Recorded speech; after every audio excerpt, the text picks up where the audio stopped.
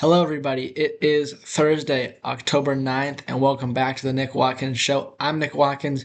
Let's start with the WNBA Finals. The game three of the finals were yesterday, and the Aces managed to pull out a victory against the Mercury in Phoenix. The Aces led. Their biggest lead was 17 at the end of the third quarter. The Mercury stormed back, scored 29 in the fourth compared to the Aces 14, but two of those points for the Aces were the biggest points of the series so far. They came from the MVP herself, Aja Wilson, four-time WNBA MVP, hit a game winner with zero point 0.9 seconds to go, less than a second to go, a almost a buzzer beater. Not quite. But yeah, the game winning uh two-pointer. It was the 34th points of the game for her, a dominant performance from her. It was 34 points, 14 boards. And the Aces now going up 3-0 over Phoenix in the finals. I think, I mean, with how good the Aces are, I think the chances of the Mercury coming back and winning four games in a row are slim to none. I think Aces could sweep this on tomorrow night. Um, and yeah, I don't see the Mercury coming back. I see the Aces winning it. If not tomorrow, then definitely on Sunday in front of the home crowd. So Aces looking to make it their third championship in the last 4 years. Um, Pretty dominant run. Could be a dynasty, WNBA dynasty, the Las Vegas Aces. All right, so we did that. Now let's talk about baseball. And there were four games yesterday. There were four teams that could have been eliminated, and only one of the teams that could have been eliminated were actually eliminated, and it was the Yankees. The Yankees lose, and they are eliminated from postseason contention. We'll start there. The Blue Jays beat the Yankees 5-2 and advanced their first ALCS since 2015. If you remember that, the Jose Batista bat flip, that was a surreal game. That still feels like a dream to me. Um, but yeah, the Blue Jays beat the Yankees, and they win 5-2, and they move on to the ALCS. They're going to host the ALCS. The win went to Sir Anthony Dominguez, who went an inning and two-thirds, struck out none, one walk, and Jeff Hoffman got the four-out save. The losing pitcher was Cam Schlittler, but he pitched very well. He went six and a third, gave up four runs. Two of them were earned. Only struck out two, so not nearly as many as he did against the Red Sox. Gave up 8 hits. Questionable decision to leave him in. The rookie in the postseason. Questionable decision to have him pitch to Guerrero in the first inning. That was how the Blue Jays started with another RBI hit from Vlad Guerrero Jr. His fifth, I think. I believe he's had an RBI in every single game. Yeah, at least it's the fourth game this year. I thought it was a best of four, best of seven for a sec, but it's not. It's best of five. So he had a RBI in every single game of this series.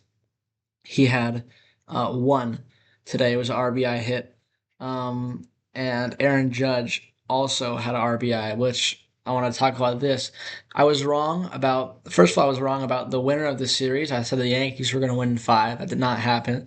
And I was also wrong about like how the series was going to go because I said it was going to come down to Guerrero and Judge, the two best players on both teams. I said whoever has the better series will win the series, and that is what happened. But I said it was gonna be on those two to step up and have a big moment, and to really, do everything for their team. And Aaron Judge was very good in this series. He hit over 500 in the series. He had multiple RBIs. He had the big home run um, last in game three in the only win for the Yankees of the series. And Guerrero was also good. He was even better. He hit a home run in three of the four games, had an RBI in every single game. So both of these players played very well, but it was the supporting cast that made the difference. The Blue Jays had 50 hits in this series in 4 games, and Guerrero definitely did account for a lot of those, like a fifth or so, but almost a fifth. But the 40 hits had to come from somewhere else, and it was the supporting cast, the other Blue Jays players that made the difference in this series. While the Yankees, other players, if you look at all the guys who had 30 homer seasons, like Rice and Grisham and Jazz, and all those guys, they did not show up. They did not have good series, and Judge was kind of out there doing it by himself. He was getting hits, he was getting singles, lots of singles in this series, but nobody was on and nobody could knock him in. So that was the difference in the series, I believe. So the Yankees are eliminated. Another disappointing postseason for New York. Their title drought extends another year. And the Blue Jays, good for them. Good for them advancing. Another team that plays similar ball to the Blue Jays are the Milwaukee Brewers, who had a chance to sweep the Cubs. They did not. One interesting thing is that the team who scored first in every single game of this series lost, which is kind of interesting to think about. There was a weird uh, infield fly rule that wasn't called because the Cubs defenders were not, in a position to catch the ball for until like very late, and the ball dropped because the shadows and stuff, the weird schedule, and the Brewers were able to score off of that. But Bush hit another home run, his second of the series, third of the playoffs. PCA, two with the RBI, and then a wild pitch. All that happened in the bottom of the first inning. The Cubs scored all their runs in the first, and then the Brewers tried to come back with Jake Bauers having a couple of RBIs, with one of them being a homer, but they could not. So the starting pitcher for the Brewers was also the losing pitcher. Quinn Priester went an inning. He didn't even go an inning, actually. He went two-thirds of an inning, gave up 4 earned runs. The starter for the Cubs was Jamison Tyone, who's had 2 starts this playoff, and he's been pretty good in both of them. The Cubs have won both games that he started. He went 4 shutout against the Padres, and he went 4, only giving up 2 earned runs in this one. And then the win went to Drew Pomeranz, who pitched 1 inning and struck out 2. And the save went to Brad Keller, who got a 4 inning save while striking out 2 and walking 1. So the Cubs survive another day. They play today, later today, at 6:08 Pacific. Yeah, the Cubs survive. I don't know if they're gonna be able to win. They might be able to win today. Who's starting? Matthew Boyd, and so it's Peralta and Boyd, a rematch of Game One, and I think definitely advantage Brewers. But we'll get to that in a second. I think it's going to be hard for the Cubs to win the next 2 games, but they could win one. I'm not sure about going back to Milwaukee. I think that's going to be the problem with the home field advantage.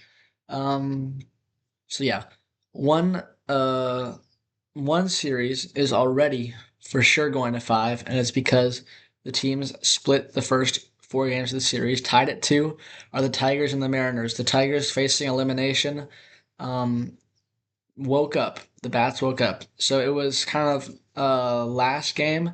In game 3, the Mariners bats woke up, and this game, the Tigers bats were the ones to wake up. They have not been very good in the postseason, but they scored 9 runs, beat the Mariners 9-3 yesterday. Um, the Mariners led by 3 in the top of the 5th inning. That was their biggest lead. And then the Tigers obviously won the game by 6. The starting pitcher for the Tigers was Casey Mize. He went 3 innings, struck out 6, and gave up 1 run. The win was Troy Melton, who went 3 innings, and he's been pretty good this postseason. He's now 1-1. The starter for the Mariners was Bryce Miller, who went 4 1/3, gave up 2 runs. And the losing pitcher for the Mariners was Gabe Spire, who is now 0-1 in the postseason. Um, so yeah, Javier Baez, he in the 9 hole had 2 hits, one of them being a home run. He had 4 RBIs on the day, so he was a big player. And then Zach McKinstry had 3 hits. Riley Green had a home run. Gleyber Torres had a home run as well. Contributions up and down the Tigers lineup, and that allowed them to win the game. This series is going back to Seattle, where the Mariners hope to close it out. But if they want to do that, they're gonna have to go up against the bad man Tarek Skubal. Gosh, he's such a good pitcher. That game will be on Friday.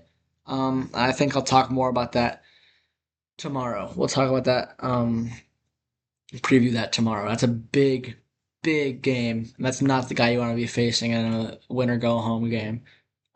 So yeah, and then the last game was in LA, the Dodgers and the Phillies, and the Phillies took game three. They won their first game of the series by a score of 3-2. Cal Schwarber had two home runs, two shore bombs. One of them was a majestic shot. The starter for the Phillies was Aaron Nola. He went 2 innings, and then Ranger Suarez came in out of the bullpen and went 5 innings. He is a starter, but he came out of the bullpen to throw five. And then no save, obviously, because they won by 6, so they want to be able for a save. The loss went to Yoshinobu Yamamoto, who went 4 innings, gave up 3 runs. And yeah, Clayton Kershaw also came out of the bullpen. He got shelled, gave up 5 runs, 4 of them earned. So yeah, the Phillies offense woke up. They scored. They had 12 hits, and they scored 8 runs off of those hits, as well as 2 Dodger errors. So a nice game from the Phillies offense. Can they do it again today? That game will be at 3:08 Pacific. They need to if they want to stay alive. And I think if they win this game,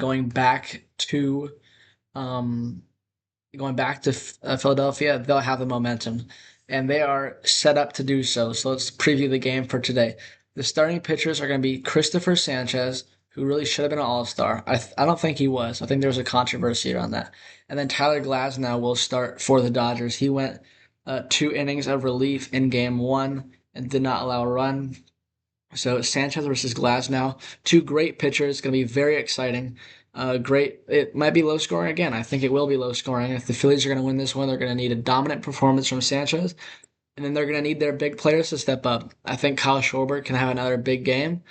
Um, the Phillies and Dodgers offenses are so potent that you expect them to score. I just don't know if that'll be against these starters. I think the bullpen game will be very interesting to see how far the starters can go. Because if they can only go 4 or 5, then it's a lot of pressure to put on the bullpens that have not been good in this series and throughout the playoffs for both teams. So it's going to be a lot of fun. I obviously am rooting for the Phillies, um, just for this series, though, because I do not like the Dodgers. I do not want them to advance, and it would be more fun for a game 5. And I have the Phillies in 5 anyway, so I want my prediction to come true. So yeah, that's the first game. The second game is Peralta versus Boyd for the Brewers and the Cubs, respectfully. Um, and I think with who's on the mound and knowing what happened in Game 1, I predict the Brewers to win this game, unless Boyd can have a better start, but he has not been good. He's 0-1 in the postseason. He's made 2 starts. The first one, 4 and a third. Although the first one wasn't that bad, but he went 4 and a third and gave up 1 run, struck out 2. And then the second one, he only went 2/3 of an inning and gave up 6 runs, 2 of them being earned runs. So it was a rough start, and it's the same pitcher, the same lineup. So I expect a similar result, which is why I'll take the Brewers. And then there's another game going on. There are actually 2 more games going on today. The first one we'll just talk about real quick. It's a football game, Thursday night football. The Eagles and the Giants. The Eagles, of course, coming off their first loss of the year to the Broncos, and the Giants coming off of their 4th loss of the year. I think with how Philly's been playing, my prediction is it's going to be a close game, but not that close. It's going to be that type of game where the Eagles will score and go by 2 scores, and then the Giants will score and follow, and they're just going to match each other no matter what happens. And it's going to be like sort of close the whole game, but there's Giants are just going to run out of time and not be able to do anything. So that's my predict, or it could be a blowout. But knowing how the Philadelphia offense is playing, I think that's how the game's going to go. It's going to be, yeah, it's going to be close on the scorecard, but it's not going to be that close. So, yeah. Um, And then there's a lot more games going on in the hockey. I think everybody's playing today, or at least almost everybody. There are a lot of games. Um, 18 games, That can't be right. Let me just do the math here real quick. 14 games. So not everybody is playing. But who is playing or who are playing are the Sharks. The San Jose Sharks uh, will kick off their season. Well, not kick off, but only kick off. The Sharks will drop the puck tonight and play their first game of the regular season against the Vegas Golden Knights, who are 0-0-1. They got a apparently I'm not really sure how the hockey system works in terms of points and record, but if you go to overtime, then you get a tie. Okay, I think I understand it a little bit. If you go to overtime, the team that loses in overtime gets a tie, and the team that wins in overtime gets a win.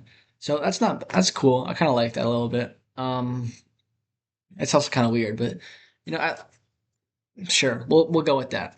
Yeah. So then Vegas is 0-1. The Sharks, of course, 0-0 because they have not played a game yet. This is the first game. It'll be the debut for Michael Misa.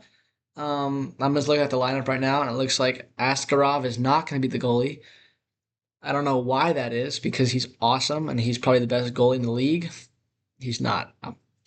He's one of the only ones that I know. I like Askarov a lot. I think he's a great goalie. I don't know why. I haven't been following it. I just know we're playing tonight, and I'll be watching the game. I get off of work at 6:30. Game's at 7, so I'll watch that. But I also go to bed very very early, so maybe I'll record it and watch the rest of it in the morning. Um, that doesn't matter. Um, yeah, so I'm hoping for a nice season. I'm not expecting us to win any games.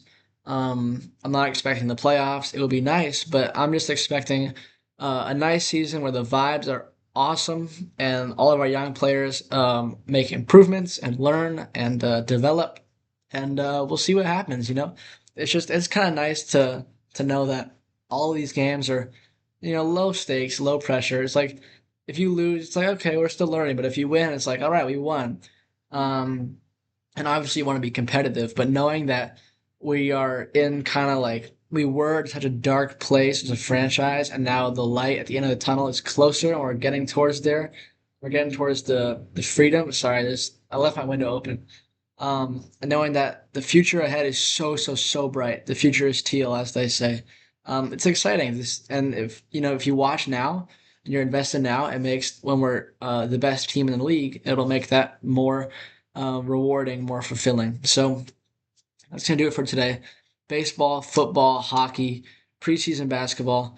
It's all on. The only thing that's not on is women's basketball. That'll be on Friday. And then if my prediction is correct, that'll be the last time we have WNBA for months until 2026, like April 2020, May 2026.